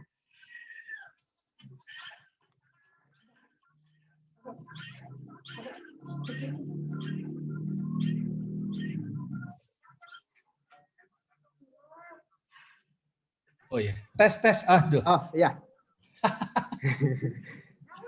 Nggak ngelihat tadi. Oh iya, Prof. Di unmute ya. Oh. Pertanyaan Ibu El Kuluko ya. Ya, Ibu Lulu. Ya, Bu Lulu ya. Kurikulum pendidikan vokasi dengan dunia usaha dan edukasi di SMK yang ideal sehingga menghasilkan tenaga yang siap pakai seperti apa ya. Jadi begini Bu Lulu. Saya flashback dulu ya. Tadi sudah saya singgung. Itu di tahun 80-an waktunya era menterinya Pak Link and Match itu Pak Prof dari Pak Nuh ya? Bukan. No, bukan. Belum. Sebelum Pak Nuh, jauh. Lah kok Pak Rajiman Suraj. Ya, itulah. Ya. Beliau dulu mencoba Wardiman. Nah, itu dia. Malum ya, faktor U ini jadi makin banyak lupanya gitu ya. Tapi katanya profesor begitu. Bahaya juga saya bilang jadi profesor kalau lupa. Pak Wardiman, betul. Nah, Pak Wardiman itu sudah mulai mencanangkan gitu program Link and Match. Ya.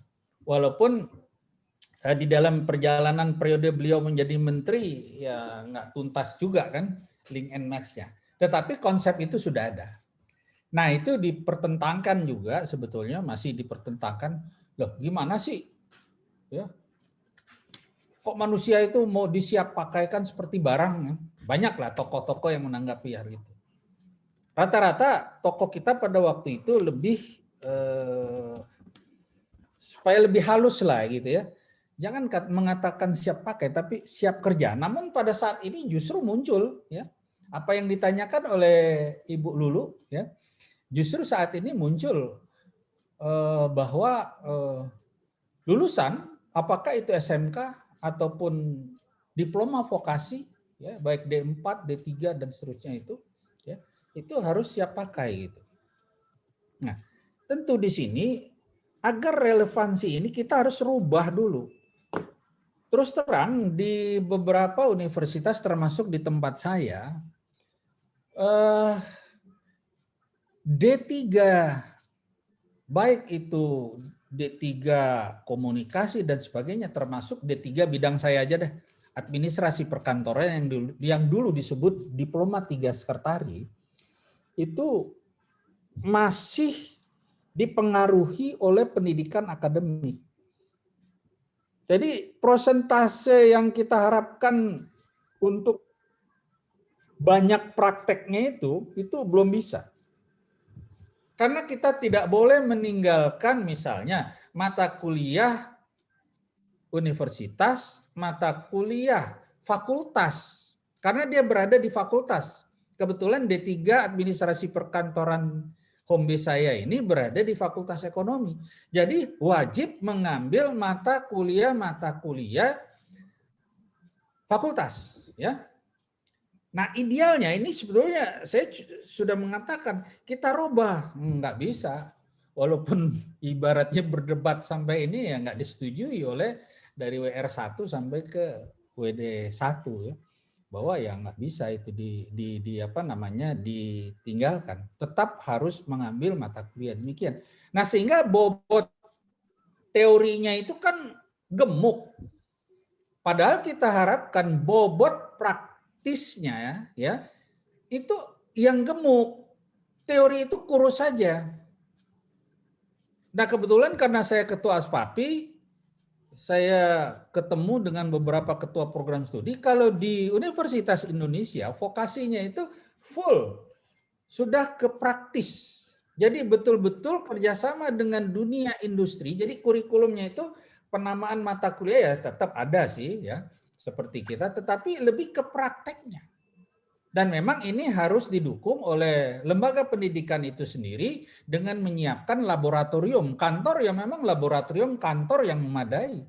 Sehingga dosen teori itu hanya misalnya mengajar misalnya 100 menit, sisanya itu seharian praktek. Dilakukan oleh dosen praktek, dalam hal ini praktisi. Jadi dosen yang seperti saya hanya ngoceh saja, ya dikasih waktu misalnya 100 menit, sisanya seharian itulah adalah mempraktekkan apa yang diocehkan dosen tadi di dalam kantor, di lab kantor. Nah, itu yang dilakukan, yang betul seperti itu sebetulnya kurikulumnya untuk vokasi. Kan betul-betul terampil, ya. Kalau kita kan tidak. Saya ngajar arsip misalnya. Ya lebih banyak kan teori arsipnya. Ya, daripada implementasi praktek kearsipan yang sesungguhnya sistem kearsipan. Mulai yang manual seperti apa, yang e-filing seperti apa, ya nggak bisa kita lakukan. Ya pertama ya kita ngaku aja. Kita nggak ada alat. Alatnya belum lengkap. Walaupun ada alat manual. Ya. Yang kedua juga kita harus menyiapkan instruktur. Jadi dosen yang disebut dosen yang ngasih teori, nanti ada instruktur yang akan membawa mahasiswa untuk kegiatan praktek. Jadi ada 2. Misalnya manajemen kearsipan, teorinya Pak Henry gitu, tapi prakteknya oleh siapa gitu.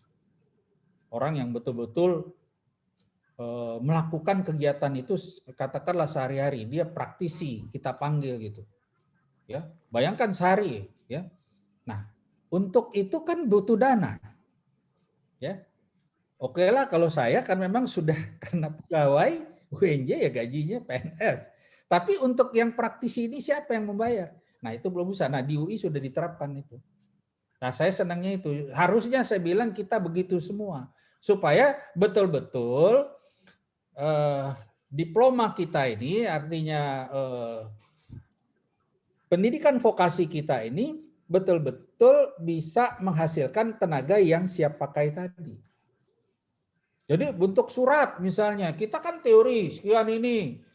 Nah, kapan prakteknya? Di teori selesai kuliah misalnya Bu Lulu ngajar di AP-nya UHAMKA gitu. Selesai, ini bentuk surat atau Pak Jamilnya ya. Ini bentuk suratnya begini, bla bla bla dan seterusnya. Udah selesai ya. Kapan dia bikin surat ntar dulu.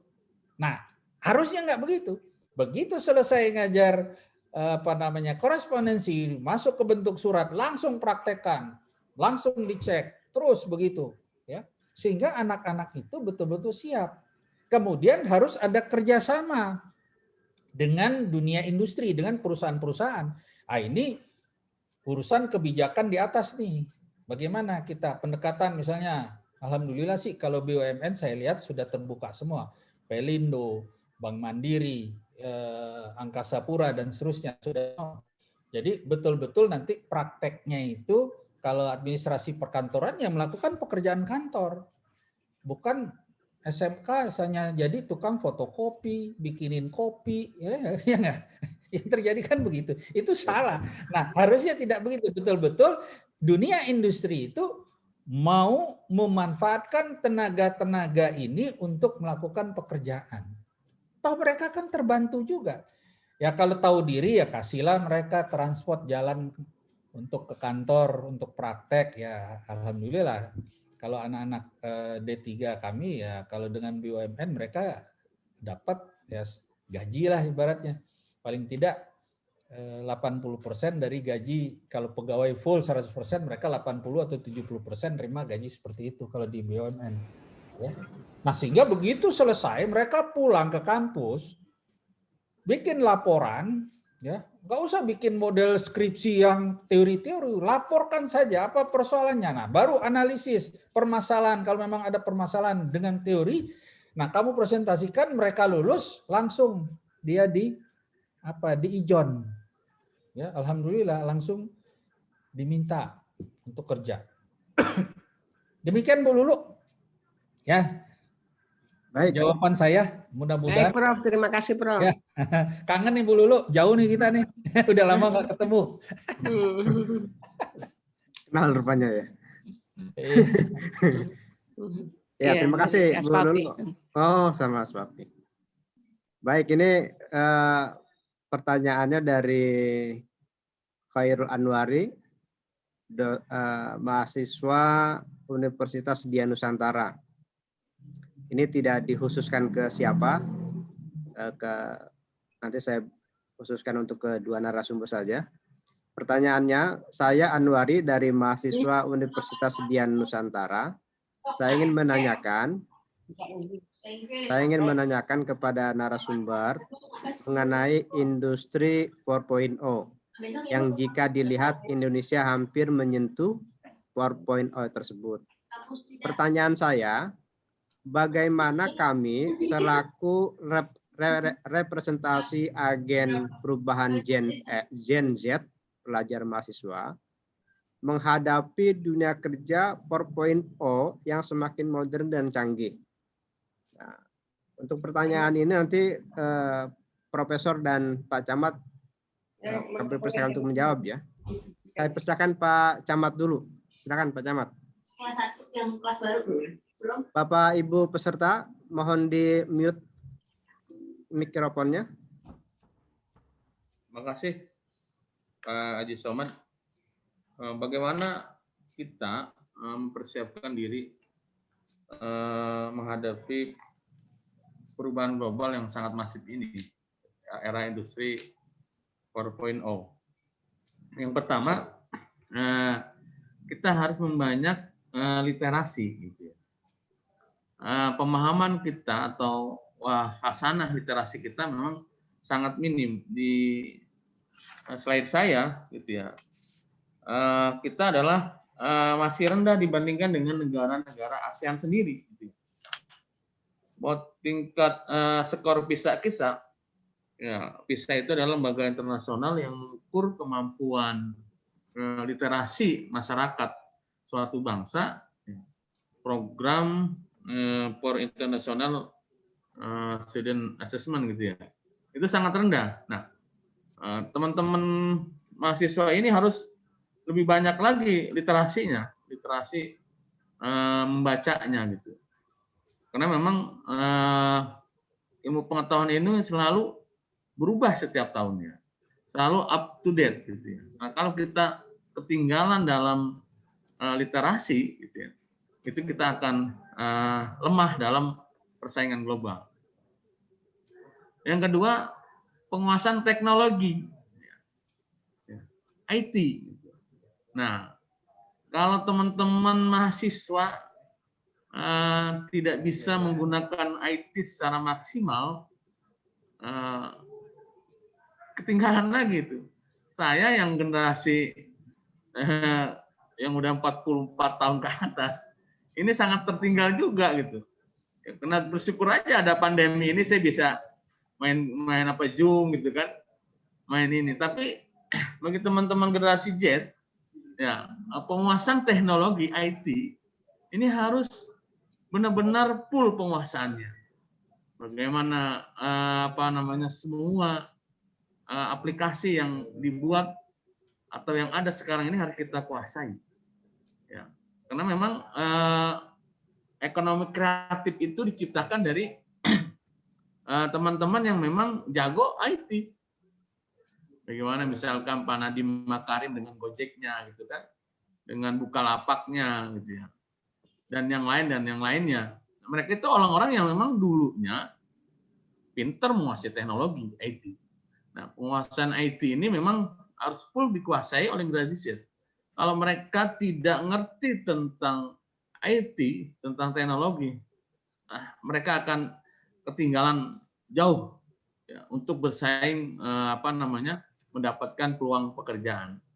Karena yang bilang Prof tadi, sekarang itu kantor nggak mesti harus ada bangku gitu kan, harus ada ruangan gitu. Kita sambil di mobil pun gitu, atau dimanapun kita bekerja, bawa HP, bawa laptop, pinggir sawah, pinggir jalan, kalau kita menguasai teknologi, itulah kantor kita. Jadi kantor yang mobilitas ini.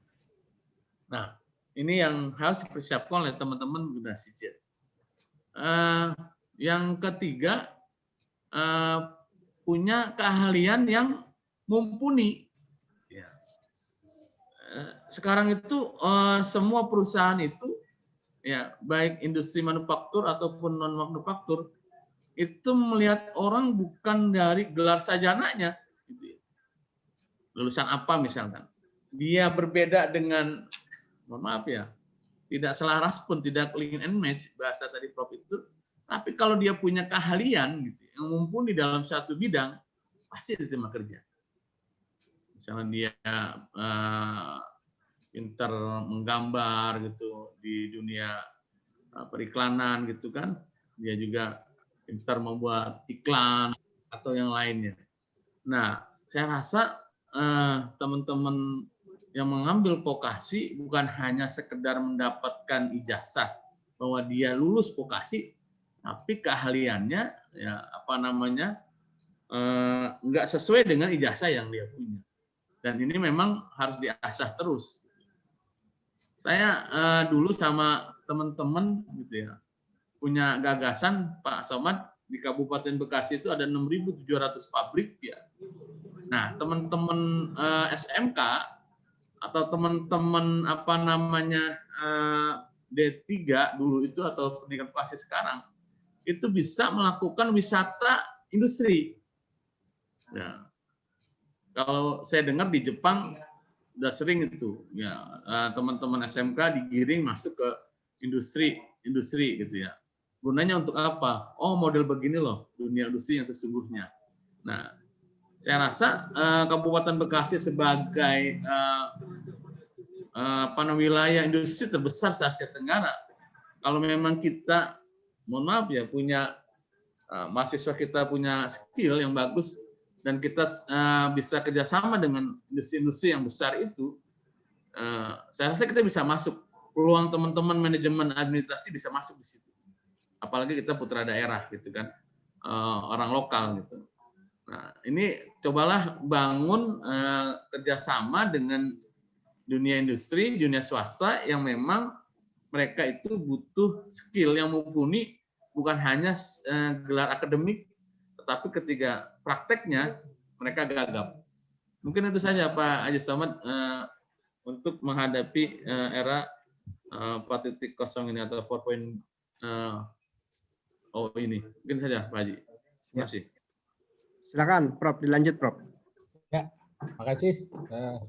Tadi pertanyaan dari mahasiswa Khairul, ya. Khairul. Ya. Khairul bertanya, bagaimana kami selaku representatif agen perubahan Gen Z ya, dapat akan menghadapi dunia kerja industri 4.0 yang semakin modern dan canggih gitu. Nah, ini ya memang Gen Z ya, generasi milenial inilah yang saat ini langsung berhadapan kemudian bersaing ya gitu untuk masuk ke dunia kerja.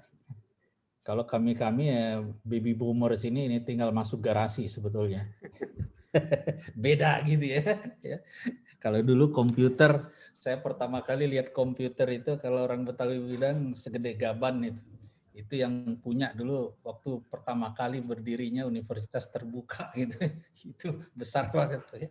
Ibaratnya handphone juga dulu sebesar batu bata gitu. Jadi kalau kena kepala itu sakit. Tapi sekarang ini mulai kecil tapi teknologinya canggih gitu ya. Temuan-temuan sekarang.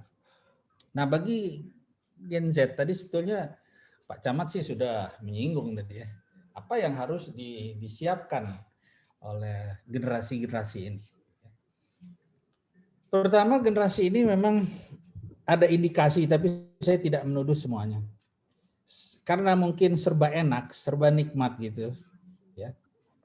Kalau zaman saya kan belum ada tuh HP masa kecil. Permainan saya nggak ada game gini. Cucu saya pinter main game. Ya. Kadang-kadang saya nggak ngerti nih gimana main gamenya ini. Saya tanya cucu saya. Ya. Nah, mereka sudah bisa memanfaatkan permainan di komputer, di laptop.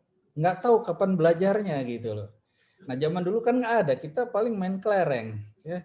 Main mobil-mobilan ditarik pakai tali gitu ya. Nah, itu aja permainan zaman dulu ya. Ketika kecil. Nah, mungkin karena mudahnya seperti ini ya. Sehingga generasi-generasi milenial ini agak santai gitu. Dalam artian ada kecenderungan cuek gitu ya. Atau tak acuh lah ya. Pada kadang-kadang kepada lingkungan.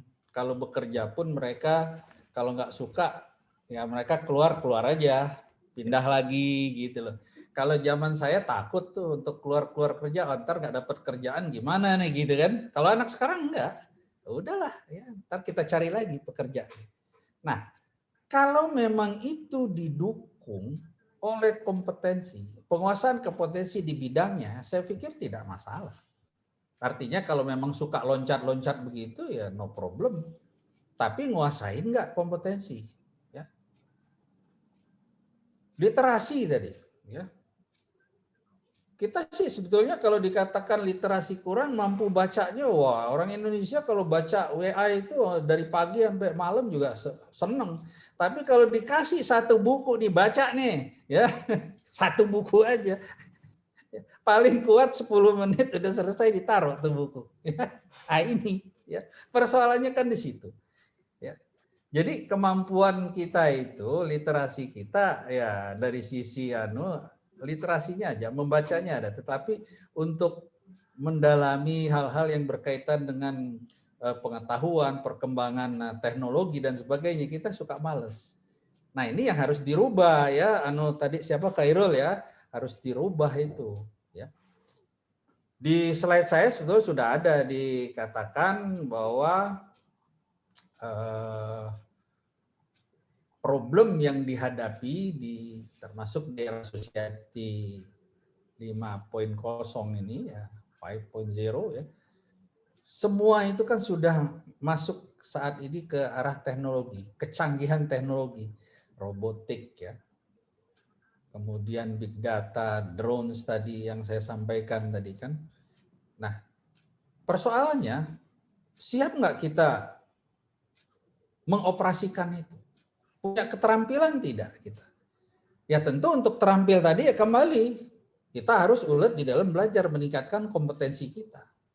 Kalau Anda menguasai, ya Anda suka membaca, saya yakin ya generasi Z ini tidak akan ketinggalan gitu. Intinya itu, ada kemauan nggak? Ya. Katakanlah meningkatkan literasi yang kata Pak Camat tadi. Ada nggak kemauan kita? Jangan sekedar kalau baca itu baca WA aja. Ya. Jadi itu pesan saya, ya. Kuasai betul. Saya yakin kalau Anda mau menguasai ini dan mengikuti, ya, maka tenaga-tenaga kerja asing pun sebetulnya akan tersingkir juga. Kita kan anak di negeri sendiri. Ya. Jadi ya kita harus ikuti bagaimana kemampuan mereka. Mungkin begitu saja Pak Somad. Ya Prof, terima kasih. Pak Camat, terima kasih. Ini ada pertanyaan dari Kak Prodi saya Prof. Ya. Assalamualaikum Prof. Saya ingin bertanya tentang implementasi untuk vokasi bagi kampus Merdeka. Terutama salah satu poin tentang pertukaran pelajar, mengingat masa studi mahasiswa vokasi hanya 3 tahun. Itu, Prof. Oke, Bu Kaprodi. Ya, sebetulnya kita sih udah masing-masing kampus itu mencoba menyusun ini ya. Ya mungkin modelnya di UNJ di semester berapa gitu ya. Kita lakukan apa namanya pertukaran mahasiswa tadi. Sebetulnya pertukaran di sini kebebasan mahasiswa untuk mengikuti perkuliahan di tempat lain gitu ya. Mungkin begitu pertukarannya itu. Karena kalau pertukaran langsung mungkin misalnya kalau katakanlah ke Semarang atau ke Malang itu butuh biaya pada kondisi saat ini kan agak berat juga ya bagi mahasiswa-mahasiswa kita, hanya mahasiswa tertentu aja yang mampu untuk melakukan hal seperti itu. Nah, saya punya pengalaman kemarin, saya agak kaget gitu ya, ini pengalaman aja. Tahu-tahu ada mahasiswa yang minta saya untuk meminta nilai kepada saya, padahal saya nggak ngajar dia gitu loh. Loh kok kamu bisa minta nilai ke saya? Loh, saya kan ikut kampus Merdeka, Pak. Saya ambil mata kuliah ini gitu. Yang kalau di UNJ Bapak sebagai pengampunya. Loh, lalu kamu kuliah di mana? Oh, saya kuliah ikut UNES. Ada yang ikut universitas apa itu di Kalimantan, ekonomi kreatif. Jadi mereka ambil mata kuliah di sana, dapat nilai di kampus itu, nanti diserahkanlah ke dosen pengampu kampus untuk memasukkan nilai itu supaya nilainya itu ada di apa namanya di hasil studi KHS-nya di kampus kita gitu. Nah, UNISMA bisa juga begitu. Misalnya ambil mata kuliah apa di UHAMKA, tapi tentu harus ada kerjasama dulu gitu loh. Ya harus buka kerjasama dulu, Bu. Ya, nggak apa-apa. Langsung bagaimana kita kerjasama, katakanlah pertukaran pelajar atau mahasiswa gitu. Kalau dulu ada langsung, misalnya mahasiswa dari Universitas Negeri Padang, ada juga mahasiswa saya Universitas Negeri Gorontalo, memang full datang ke UNJ, ikut kuliah selama 1 semester. Nanti saya akan berikan nilai ini yang dia bawa ke kampus dia untuk dimasukkan di KHS dia. Dia pulang ke kampungnya, ya, pulang ke daerahnya lagi maksud saya, ya.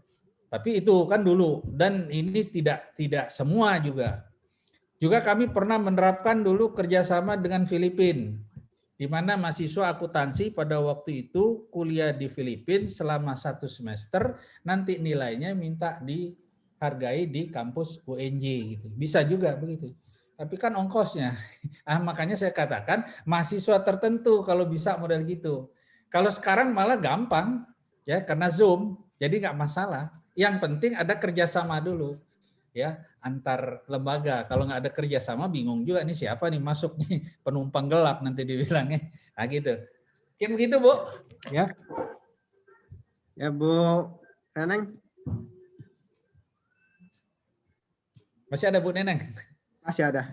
Masih ada. Iya, ada. Ya nanti kita bicarakan lebih lanjut. Gimana Bu kalau mau kerjasama? Masih COVID, Bu. Nggak boleh sama saya. Oke. Sekarang ya, Pak. Kita lanjut atau kita sudahi?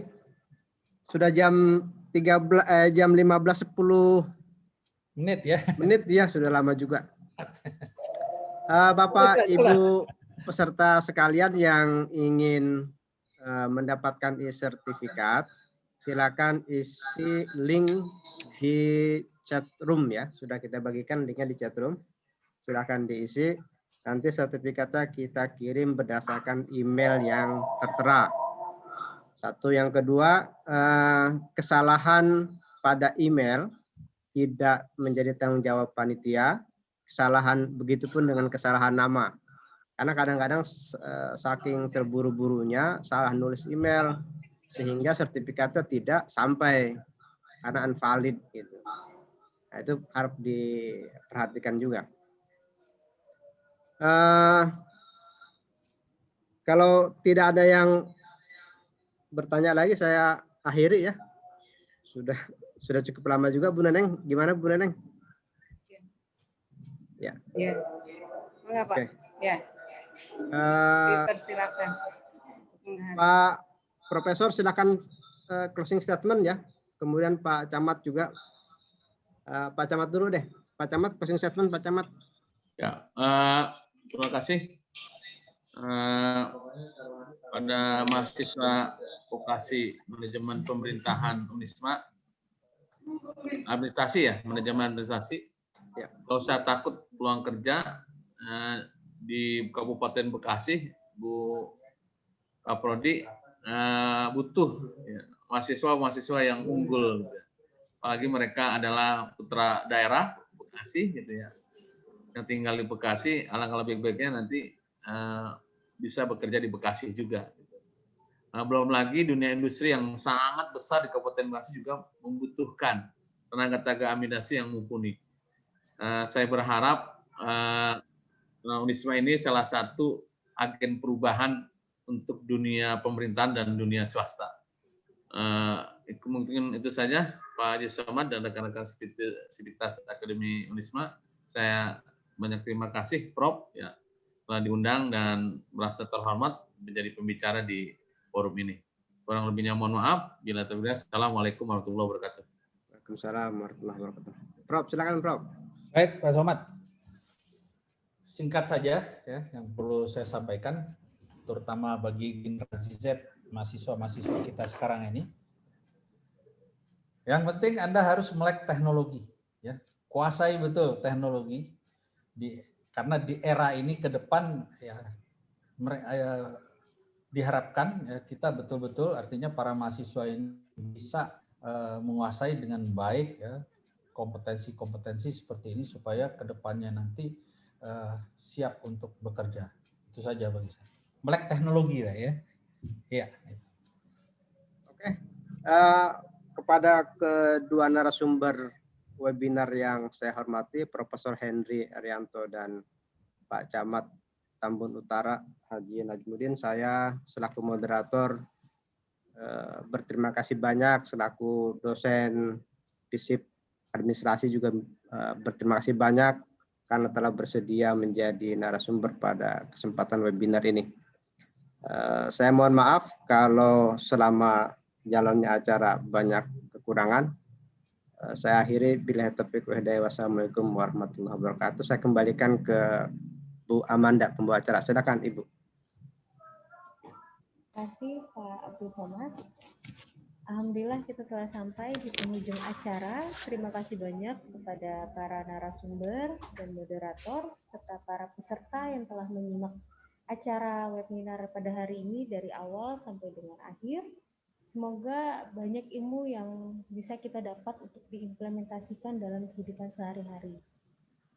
Saya mewakili panitia yang bertugas menyampaikan mohon maaf atas kesalahan kata dan perbuatan. Akhir kata, terima kasih. Wassalamualaikum warahmatullahi wabarakatuh. Waalaikumsalam warahmatullahi wabarakatuh. Terima kasih kepada para peserta. Bu, Bapak. Ya, foto. Ya, di foto Pak Somad. Buka foto. Ayo dibuka dulu itunya, fotonya.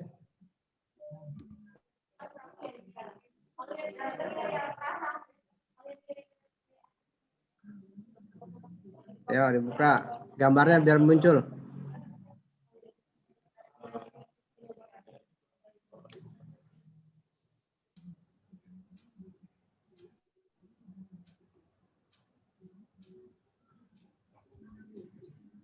Ya, 1, 2, 3. Baik, yang pertama. Ayo. 1, Prof, senyum Prof.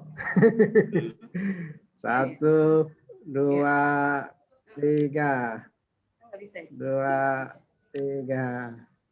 Oke, sudah kita foto. Prof, nanti dihubungi ya, Profesor sama Pak Najmuddin. Ya, terima Sesudahnya. kasih Bapak. kasih. Terima kasih banyak. Profesor Henry, ya terima kasih banyak Pak. Ya. Pak Ya. Camat juga terima kasih, pada para peserta terima kasih atas bergabungnya dengan acara webinar kami ini. Terima kasih. Assalamualaikum. Waalaikumsalam. Warahmatullahi wabarakatuh. Ya, silakan kita akhiri ya. Live meeting. Terima kasih. Ya.